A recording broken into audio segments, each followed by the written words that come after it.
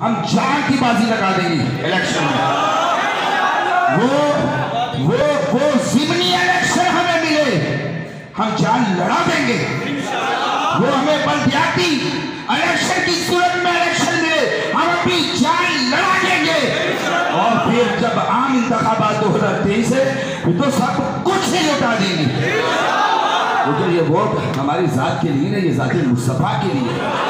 ہم نے جو پرچی کا سوال کیا نا اس قوم سے، اس پاکستانی قوم سے جو ہم نے پرچی کا سوال کیا ہے، وہ پرچی اسلام کے لیے مانگی ہے.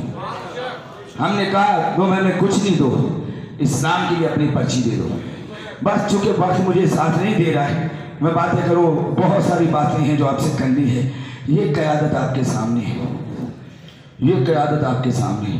آپ سب ماشاءاللہ اس وقت جو ضلع مرکز پر موجود ہیں، آپ سب کے سب مین ذمہ دار ہیں ضلع سینٹر کے. آپ کوئی عام لوگ نہیں ہیں.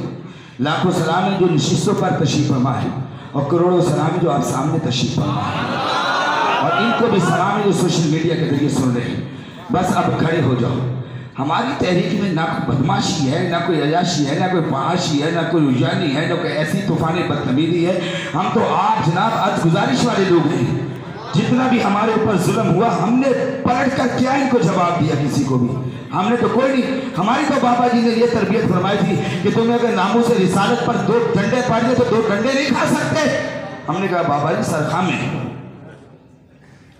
شیل بھی کھائے، بے ہوش بھی ہوئی، شہید بھی سامنے ہوئے، لاشیں بھی اٹھائی، زخمی بھی ہوئے، اور ایسی زندگی اب وہ بسر کر رہے ہیں کہ شاید ساری زندگی وہ آزاد جو ان کے ضائع ہو چکے وہ ضائع ہو چکے. وہ کون سا ایسا منظر ہے جو ہم نے اپنی آنکھوں سے نہیں دیکھا، ہماری قیادت نے اپنی آنکھوں سے نہیں دیکھا؟ وہ کون سا ظلم و بربریت کا بازار ہے جس راستے سے ہمیں نہیں گزارا گیا؟ وہ کون سا ایسا دن ہے اور کون سی ایسی رات ہے کہ جس دن اور رات میں تحریک لبیک یا صرف پاکستان والوں کے اوپر، حضور کے غلاموں کے اوپر ظلم و ستم نہ کیا گیا؟ مگر انہوں نے صبر کے ساتھ برداشت کیا.